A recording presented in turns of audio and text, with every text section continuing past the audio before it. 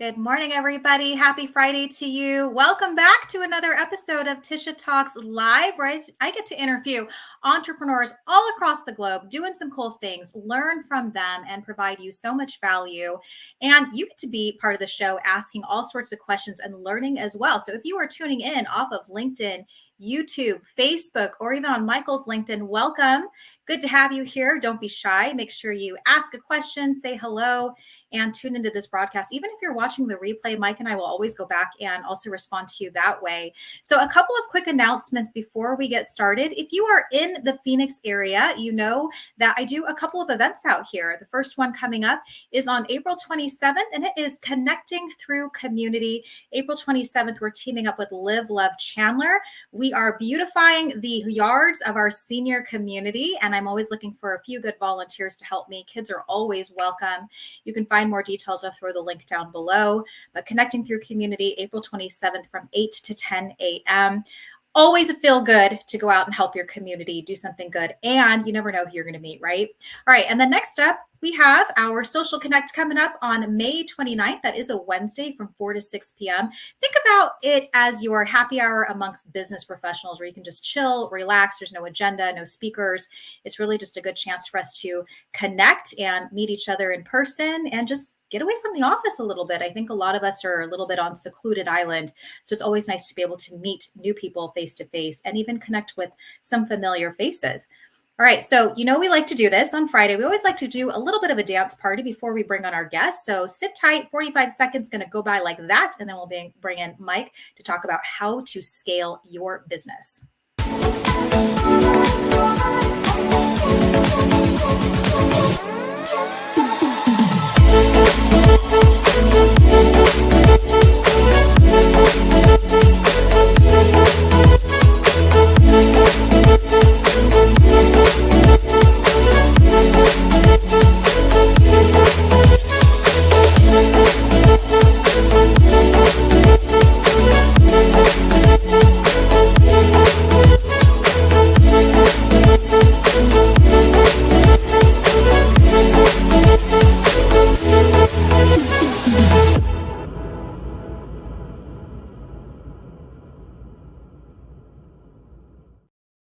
Welcome back, everybody. I have to give a big shout out to Sven, who created that promo video for me. Love it. If you're looking for a video editor, I'm going to recommend you to Sven. So shout out to him. It's good to see some people who are joining us live. It looks like Yolanda is here. She is from Frisco, Texas. Welcome, Yolanda. She's even dancing. Look, she's got little emojis.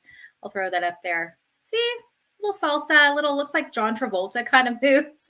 And then to those of you who are tuning in on Facebook, hello, I see you. Say hello. Tell us where you're from. And let's get on with the show. All right, Michael Straza, I met him. He is out of Illinois. Shout out to Chris Weir for introducing us. And today we're going to be talking about how to scale your business. And I love this topic so much, Mike, because I work with so many entrepreneurs, and that word, that buzzword scale, is always on the tip of their tongue. They're always like, how do I scale? How do I grow? And I love that we're gonna break this down for people and give them some strategies that they can use on how to do that. So welcome to the show, my friend. Good to have you. Well, thank you for having me. This is exciting. Your intro is very impressive, by the way. So. Thank you. Shout out to Sven. Yes, shout out to Sven. Good stuff. Well, let's talk about this first of all. And here, I'm going to just throw some comments up because I think some people are tuning in too. We've got Luis, who is tuning in from Ventura, California. Hey, Luis. He is on Facebook. Welcome. And Yolanda saying, hey, Mike. Good to see you. All right. All right. Okay. So first question I want to ask, if we can just break this down, Mike, is we have a difference of growing your business and scaling a business. Yeah. And I guess I was a little naive and I'm like, well, aren't you scaling a business if you're growing a business? How many of you can relate? Like, how many of you are like, I thought that too, Tish? Like, it's okay. It's okay. We can all raise our hand. But why don't you talk about that, Mike, of what is the difference between merely growing a business and scaling? So I'm a solopreneur. I've never really had this intention of having this high rise in downtown Phoenix and having 500 employees and global locations. Like, let's talk about that a little bit, because I think there's some solopreneurs, there's entrepreneurs, there's people who are like, I see big vision. Like, I want to be Jeff at Amazon. Like, so talk about that for a little bit. Yeah, I mean, a lot of that is trying to break that down. The first thing I always talk to people about, and we've all heard this term, is what is your why? Why are you wanting to scale your business or grow your business? And I have over the years have started companies for people, run their company, or started my own businesses, and they've ranged any from a couple employees, or by myself, a couple employees, or I've had over 200 plus employees. So it's been a wide range of different goals, different things. So the question is why? Why do you want to do that? It's like if you're a solopreneur, you're like, okay, I want to grow my business, so I want to have people know who I am and what, trying to go through those steps of saying, okay, I want to make X amount per year. I want my brand to be aware. People have brand awareness, and they're trying to understand is who am I and what am I doing? What am I trying to do? How do I help people? So you kind of are looking at that. And that's also too, is your, again, revenue and expenses, that type of thing, where you're looking at how do I bring in revenue and how much my expenses are. And hopefully your revenue is more than your expenses. But the focus on, the growth part is a lot of times through some of the experiences I've had for myself is growth is you start a business. So let's say you're a startup or a brand new business and you're like, okay, look, how are we going to do this? So you get a name, you get a logo, you do all the marketing stuff, get it all put together. You have a product you're trying to sell, either yourself or an actual product or something that you're trying to do. Well, then you're moving so fast, you're growing fast, you're bringing in money, but also your expenses are staying with you. So you're outgrowing your revenue, your expenses are outgrowing your revenue. And all of a sudden you're growing, you're adding more employees, which is exciting. If that's one of your things, you're like, I want to provide jobs. So you're like, that's great. So you keep on growing fast. You don't really put in the efficiencies. You don't put in any operational efficiencies. You don't put in things in place to say, how do we grow? And that's like through HR, your accounting, all the different levels that you will, as you grow a business, you have to think about. We think about that as solopreneurs. You think about, okay, I need to make sure my name is, I can use that name. I have the website. I have all these different things, and you make sure it's all legal and everything is great.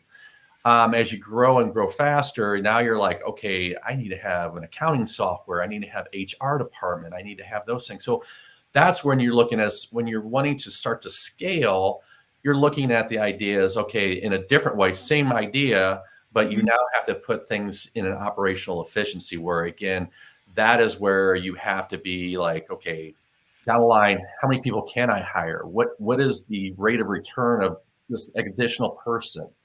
And trying to look at all the different things in the cost analysis. So you're adding more analysis, more metrics to the system to see, can I scale, and why do I want to scale? Is it because, again, you're in a community like, I want to have 100 employees. I want to provide jobs for people.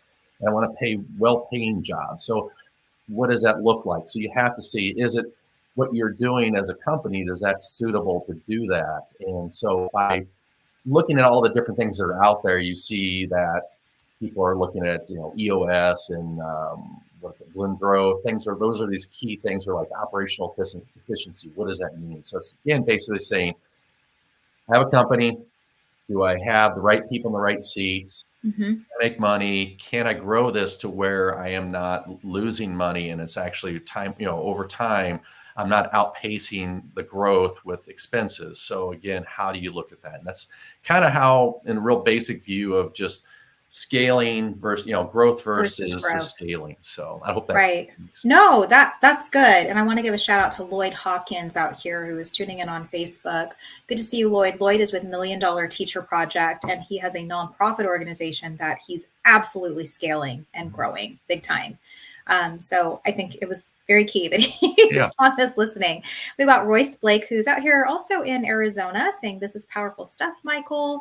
Yes, absolutely. I think, like I said, a lot of us get into this mindset of, do I have to scale if I'm a solopreneur? And I like that you're shaking your head like, no, it really goes back to, what is it you want? What do you want in your company?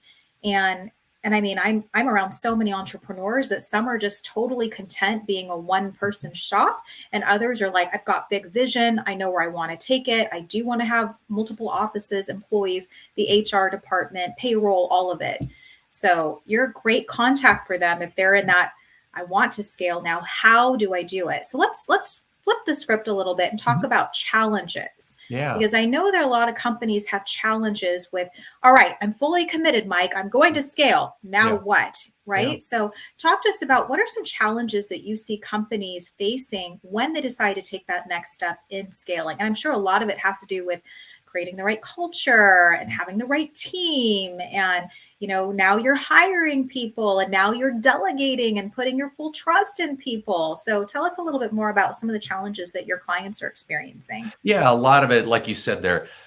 First thing I will hit on is cultural fit. I mean, as you grow, let's say when it's just you, it's just yourself. So there's your cultural fit. As you grow to one, two, three, continue to grow. And I've had this experience in other companies that I've started. Is like as you grow, it's like everyone's working. You say 24/7, and you're putting all the time in. You're doing the job of like 10 people, and you're just like that. But then the culture changes, and people are like, I believe in this, but I can't continue that path. I can't continue this rate of work.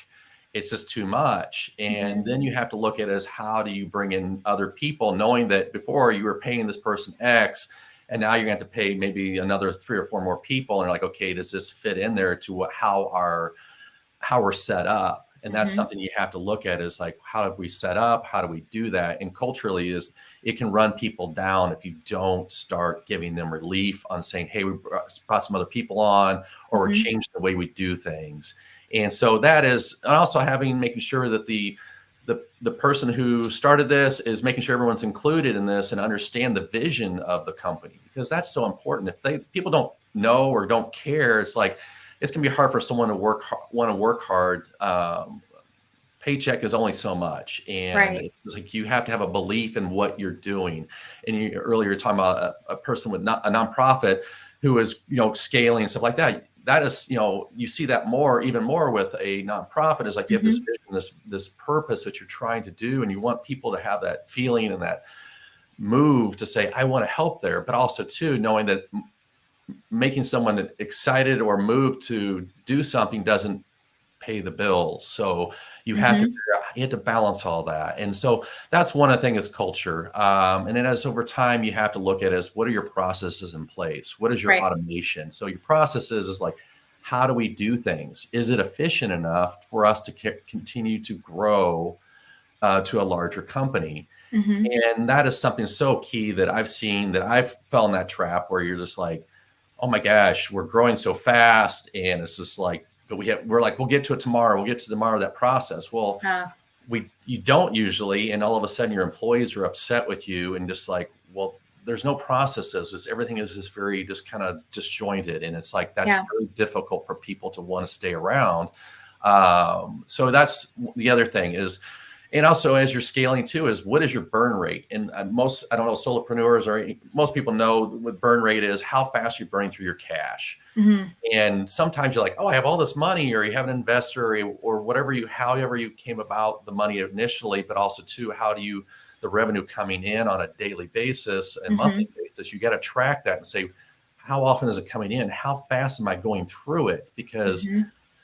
I've worked with companies scaling and growing 25 to 30% a year. Mhm. And it's just like you couldn't sustain the amount of cash you needed. And then you're trying to get a bank or someone else to give you more money to cover that. And sometimes they're like, well, you're growing too fast. You Right. need to slow down. So, which is always funny. It's like, how do you do that? It's like, you need to slow down, not grow as fast, bring in more. And it's like, so it's kind of a weird comment when, institutions are trying to say, hey, you're growing too fast, you need to slow down. Well, if I slow it down, you can't necessarily say, okay, I'm going to slow what part down? I'm going to slow Right. getting customers, because they're just always waiting for you. They'll move on to somebody else. So Right? To me, that yeah, sounds like a catch 22. yes, And I know oftentimes I've always said slow down to speed up, right? yeah. Slow down, make sure everything is in check. I like that you said process, because I think so many of us, like right now, I'm getting ready to launch my 6th business, Mike, with the team. This is it. This is the last one. I promise. Right. I promise. I'm kind of addicted to entrepreneurship, Yeah. if you can't tell. But the ladies and I are sitting here talking, and we're like, yes, there's going to be a lot of work at the front end. We are Mhm. having to do all of this. We have to create the process. We have to know whose roles and responsibilities are whose. But I can assure you that this is going to get so much easier over time once we put that process in place, once we have it documented of what we do. Yeah. And all of us know everybody's part of the business. Like, this is how you grow a business, this is how you build a business. And it just floors me that so many people don't want to take the time to actually document and create that process, knowing that it's going to save them in the end or help the next person that they decide to hire. And that's always the thing is I mean, I don't know. I'm not a big like, oh, I love documentation. Let me type up some Who pages. does? But everyone has to. It's a necessity, no matter how small or big of a company organization you are. It's so important. And this, a classic example is I met with a group, and they are a big organization. They've been around forever, and all of a sudden they find out that they have no documentation. They've been around forever and they had no documentation. So people had left to move on to something else. And there was no documentation to show how to do anything. So the person that came into the new job was like, where is this? How do I do this? And it's like, there's nothing to be found. So they're spending the first 6 to 8 months, almost a year, of trying to figure out what to do. Oh man. And that's horrible. I mean, how does an organization, it's like, hey, can you all slow down for me? Because I got to catch up to where you're at. You've been at for, 50 years. Yeah, that's so it is not uncommon for this to happen for a new company. Company's been around for a while, and a company's been around for generations. And it's like, so it's not like, oh, everyone this big companies have it all figured out. It's like, no, big companies don't always have it figured out. It's just, it doesn't matter the size of the company, doesn't matter how long they've been around, or how much revenue they bring in. We all have the same things that we have to still do. I really feel for that person that's coming into an organization and is now having to recreate the wheel because nobody knows what it is. Yes, there is no wheel. The wheel is thrown in the trash or left with the other person. But yeah. like right now, I'm handling operations for my real estate brokerage. And I'm like on my exit strategy, Mike. I think I've shared, I move into Costa Rica in 3 years. Yeah. And I documented everything. I have all of the systems. Everything is in place. We have everything up in the cloud. And I was like, if I leave, or God forbid something happens to me tomorrow, you all have access to every little thing that you need and how I was running everything. And that to me is priceless. Yeah. It's like, we just pick up right where she left off. Yeah. And that's the thing is, you have to have that. And what I always do with people when I've worked with other organizations is that they say, okay, you don't have the documentation, let's create it. Or let's say you have it. I'm going to walk through it with you. I'm going to walk through it with somebody else. And can we walk through it together? Because what I have sometimes in my head, and like, oh, I'm typing, putting this in there, and like, this makes sense.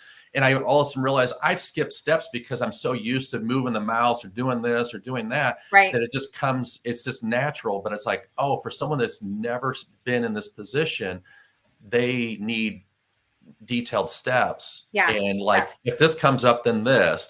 Yeah, there'll be times you will miss something, but you want to be able to give them as much as possible to be successful. And that's the thing is you're trying to, people that are existing or new people, you want them to be able to be successful. And then just defining that what success is as a company, as an individual, because people want to feel like, hey, I'm contributing, and this is I am enjoying actually doing my job. And want to see the company succeed. No, that's good. Shout out to more people who are joining us on LinkedIn and Facebook. Always a pleasure having you here on Tisha Talks Live. Again, don't be shy. If you have a question for Mike, this is a great opportunity, or he'll also give his contact information at the end. But I want to talk about something you said earlier about vision. So I was giving a talk at the U.S. Department of Agriculture a couple of years ago. And I was floored because we were talking about communication strategies. And I just asked a simple question of like, what are you all here for? What are you working toward? And it was interesting to me that, the upper management did not really relay the message to everybody else, to all the employees. So the employees are like, I don't know. And so I, as a speaker, had to go back and tell them, hey, here is my observation. They don't know what they're working toward. So yes, it's great to maybe have it in this binder that only upper management sees, but you should really be communicating that to your team so they also know. Yeah. every department, it should trickle down why they're there. So I really like that you said that too, because so many people are like, well, we know, but I'm like, did they know? Does your intern know? Like, does everybody in your organization know why they're there, or are they just there for, like you said, the paycheck? Because that gets old. And I think that's something that's always been interesting. You get in a group of people in a business, a company, and you sit down and you just say, so why are we here? Why, why do you think you're here? Or what is the company vision, or what do you think their purpose? Why do they exist? And it is interesting, because sometimes people, like, they rattle off the mission and vision of the company, and they're like, yeah, we believe in this mission, we believe in this. And all of a sudden some people are like, I don't know. I work here, I enjoy it, blah, blah, blah, but they don't really know what the, like you said, upper management sometimes has thought they said, and maybe they communicate in a way, but it's not being communicated in a way that people can totally say, yes, I'm buying into this, I understand this, and want to be part of this. And I think that's the thing is we all are, communication is so key. I've, from way back, I can't remember what day of my life, that people like, the worst thing is always going to be in a business is communication. It's like, that's the thing that's always going to trip people up, is communication. And it's just like, it's so true. And it's still true to today. It's like, there's not enough. There's better ways to communicate. And with all the systems and things we have to figure out continue to work on that. Right, exactly. So I threw up this comment from Royce. It says it's vital, capital vital. Employees know the why. Yeah. It's important. And I think that's such a step that people miss. And it's like, well, do it now. Like, go back and pull your team together and talk about why you created it and what's your vision, purpose for it. And I think that's something too, to go back to that, is when you started a company and it was just one person or two people, now you're at 25, 50, 100. You remember why you started it, and you've communicated it. All of a sudden, new people have come in, people have left, people have come in, and you're just thinking, oh, everyone knows why. And it's like, well, no, there's a good chunk of people that came in at a different time of this life cycle of your business. And that's the other thing too, is like, you have different life cycles. For your startup, you're really, doing all these things, you're trying to get these things in place. And you have those times where you can sit back and talk to the people that helped you start it. And you're like, oh, I remember that time this, or we did this, and this. And now we're at this size, and we, it's not as easy to bring everyone together, but it's like, you have to figure out ways to make sure you're always communicating the why you're there, why the business, why are your job important to the overall makeup of the company. Right. Exactly. Why you're an integral part of why this company exists and how it functions. Good. Yes. And Yolanda also saying employees who understand the company's why are more likely to go the extra mile for customers. Yeah. When they feel valued and they know exactly why they're there, it's easier for them to sell that product or to just be an advocate for that product too. So yeah. All right. Okay. So let's turn this over to key metrics, Mike. Enlighten me. Yes. How can a company identify and develop what key metrics to use to track a successful scale? Well, again, it goes to what is the type of business you have? Those determine some of your key metrics of, like, a lot of people have talked about. It's like, if you're selling a widget or something like that, it's like, okay, what is the key metric? Is like, what is your customer retention? What is your, how long have they been with you? How long are they going to stay with you? What is your product lifespan? So you're looking at that as some of those key metrics. And then also to your employees, what is the metrics you got to look at is, satisfaction of working there. What is the turnover rates? So you're looking at a lot of things, not just product, but people that buy your product or buy your service. You have to look at those different metrics and saying, okay, what is happening? Because you'll be able to see things. I've always been a big numbers person, and understanding that is like seeing the patterns. There's always a pattern to a lot of things. And it's like, you have to figure out, it's like, you see a pattern, but what does it mean? And then trying to define that, and then trying to understand, what do I do with that pattern?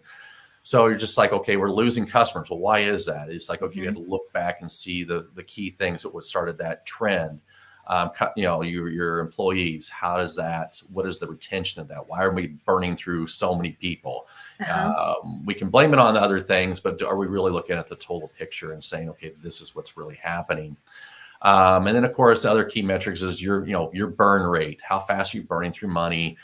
Can you sustain this? Are you expanding too fast? Did you put the things in place to do that? And you can set up metrics for that to see Mm-hmm.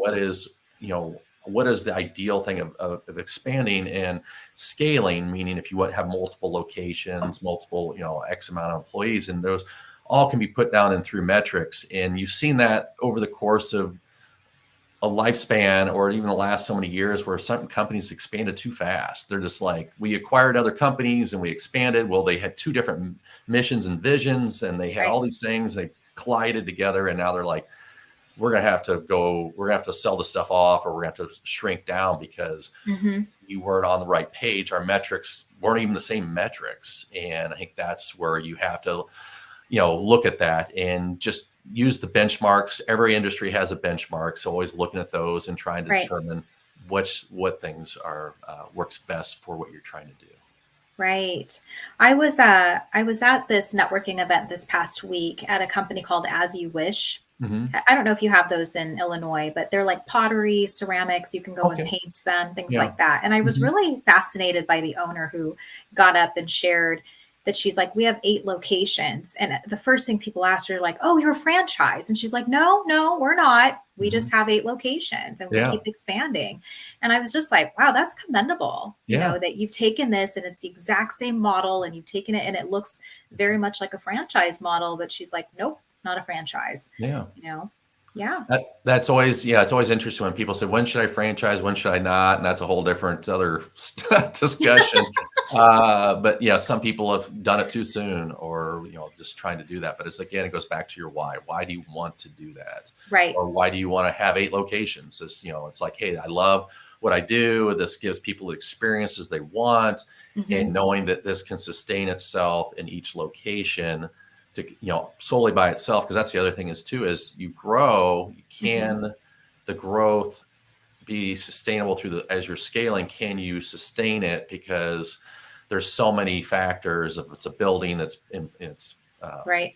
payroll, Yeah. all those things. So Yeah. So we have a question from Luis. So let's take this question, Mike, and then we'll start wrapping it up. But Yeah. he says, after the why is established, how do you control the how during escalated growth? Great question, Luis. Yes. How do you control the escalated growth? That's I don't know if you want to call it push-pull thing. It's like that's that tension of trying to figure out the growth. And it's like, what is best for the company versus what you get. I mean, because sometimes growth, you look at it, it's like, oh my gosh, we're going to be X amount of locations. We're going to be X amount of revenue. And you're so excited, but it's like, but do they have everything in place? Mm-hmm. Do we have those things, ready to go? Because we're always, depending on what you're trying to do, if you're trying to, if it's an app, it's whatever. It's like, well, everybody wants to be, keep growing and growing and growing, but it's like, what is the end? But making sure that it doesn't break, because if you grow too fast or you scale too fast, will the thing fracture? And I think that's what it is. There's always, you never know. I mean, I wish we all can know how things going to go this way or that way, but there is a tension of that where is like with scaling, you're trying to grow at an exponential rate, which is not going to break the system. And if it's going to break the system, then you're going to change the system, but you got to stay with the system, because if you don't, then you're constantly changing. And then people or employees or owners are going to be so frustrated because you're like, you keep on changing directions, how you're doing this. And you have to stick to something and believe in this is the way to grow it, and knowing that it'll grow exponentially over time. But in a way that it's like, okay, this is actually going to, hold together. I don't know if that helps. Good stuff. All right. Okay. Well, as we wrap this up, Mike, shameless plug, what's going on in your business? How can you help people? Where do we find you? All the good stuff. Yeah. Well, the easiest way to find me is, of course, on LinkedIn. That is my easiest way, which is up on the screen. And then also I have a website, consultstraza.com. which is helpful that people can just kind of see what I've done over the years, things like that. I have blog posts out there. I post out there all the time. So yeah, that's the big thing. And then just, I'm always looking to find more people to help. I'm always looking to see how I can help people grow their business, scale their business, through acquisition, through a lot of different things. So it's more of like sitting down, having that conversation and saying, what are you trying to accomplish? What are you wanting to do? And then saying, okay, here are the tools, here are the things you need to do that. And I walk people from the beginning to the end, or if they're in the middle of it, I can take it from there and help them beyond that. So, yeah. Quick question for you too, Mike. Do you help clients with coming up with an exit strategy if they're ready to leave their company? Yep. Oh, perfect. I've done that before, where I've done it for several times, where succession plans, which is very important. I'm running into several people in my local area that are basically, they've been doing these businesses for 20 plus years. And they're like, we don't know who to sell to. We don't know how to do that. And also the other thing is they don't want to promote out there like, hey, we're up for sale, or I want to get out. Because all of a sudden you have customers are like, what do you mean? What do you, so it's like that double-edged sword. It's like you want to leave, but you got to find somebody, if it's an employee or someone else, and me walking through that and saying, okay, do you have that person? And then also too, is like, how do you do it in a way that doesn't broadcast it to the world that you're wanting to move on? And you've seen that with major corporations where they start succession plans and they start bringing that person in, and they slowly are taking over and the other person slowly exiting, and it's less disturbance in that. So yes, I do take care of it. Right. Okay. Good to know.